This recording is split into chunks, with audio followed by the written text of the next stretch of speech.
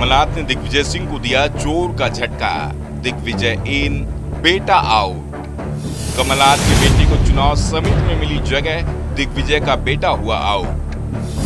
दिग्विजय के कई करीबियों पर डाउट, चुनाव समिति से करीबी भी हुए आउट। मध्य प्रदेश विधानसभा चुनाव में कांग्रेस किसके नेतृत्व में जाएगी, किसके नेतृत्व पर कांग्रेस हाईकमान भरोसा करता है, कौन पक्की वाली जीत की गारंटी दे सकता है, ये तय हो चुका है।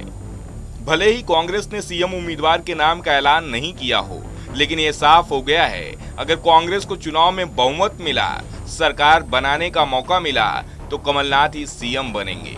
ये लगभग तय दिखाई दे रहा है, क्योंकि जिस तरह से हर समिति में कमलनाथ दिखाई दे रहे हैं, कमलनाथ को जिस तरह से कमान सौंपी जा रही है, उससे साफ है कि कांग्रेस हाईकमान अब ये साफ कर चुका है कि चुनाव कमलनाथ के नेतृत्व में ही लड़ा जाएगा, चाहे इसका ऐलान नहीं किया जाए।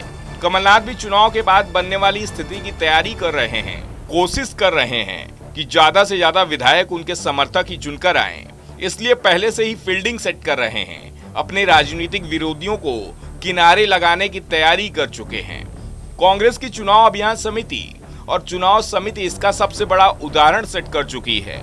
इन दोनों ही समिति में कमलनाथ का दबदबा दिखाई दे रहा है।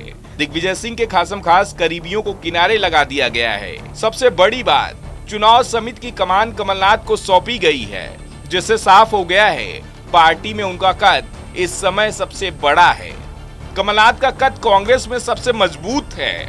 जाहिर है कांग्रेस में चुनाव समिति का प्रमुख ही सीएम पद का भी दावेदार माना जाता है। ऐसे में अघोषित रूप से कमलनाथ सीएम पद के उम्मीदवार घोषित हो चुके हैं और सबसे बड़ी बात, इस समिति के सदस्यों में सबसे बड़ा झटका दिग्विजय सिंह को मिलता दिखाई दे रहा है। उनके बेटे जयवर्धन सिंह को दोनों में से किसी समिति में जगह नहीं दी गई है, जबकि कमलनाथ के बेटे नकुलनाथ को जगह मिली है और सूची में उनका नाम पार्टी के कई दिग्गजों के ऊपर लिखा गया है। चुनाव समिति में दिग्विजय सिंह के नाम को तीसरे नंबर पर रखा गया है। दूसरे नंबर पर नेता प्रतिपक्ष गोविंद सिंह हैं। वैसे कांग्रेस इसे प्रोटोकॉल बता रही है, लेकिन यह साफ है कि दिग्विजय सिंह सिर्फ सांसद नहीं, बल्कि वो प्रदेश के पूर्व मुख्यमंत्री भी हैं। 10 साल लगातार प्रदेश के सीएम रह चुके हैं। दिग्विजय के लिए राहत की बात ये मानी जा सकती है कि सूची में कमलनाथ के बाद दूसरे नंबर पर रखे गए डॉक्टर गोविंद सिंह भी उन्हीं के गुट के माने जाते हैं, यानी नंबर 2 और 3 में ज्यादा फर्क नहीं है।